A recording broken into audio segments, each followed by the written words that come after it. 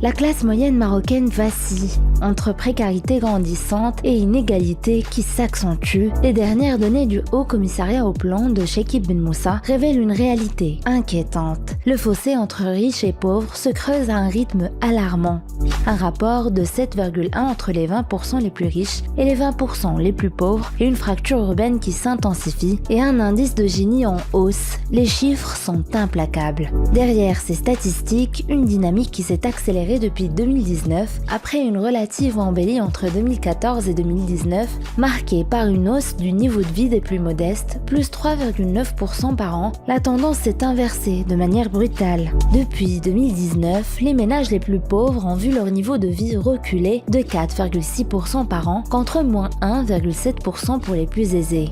Quant aux classes intermédiaires, leur niveau de vie a chuté de 4,3% chaque année sur la même période. Une érosion qui se traduit concrètement par une diminution du pouvoir d'achat et une pression fiscale pesant lourdement sur les catégories populaires. Cette précarisation frappe désormais les villes, 47,2% des Marocains vulnérables vivent en milieu urbain contre 36% en 2014.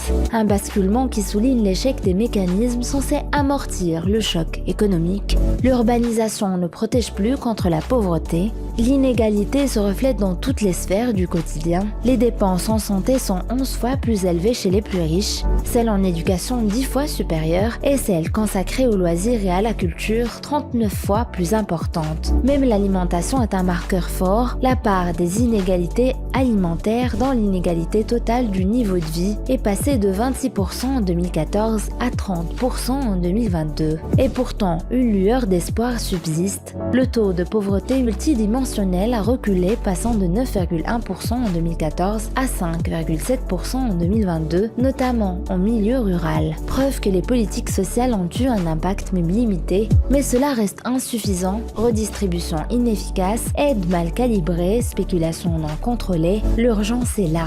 Le défi, lui, est immense. Repenser la fiscalité, assurer une meilleure redistribution et construire une croissance réellement inclusive.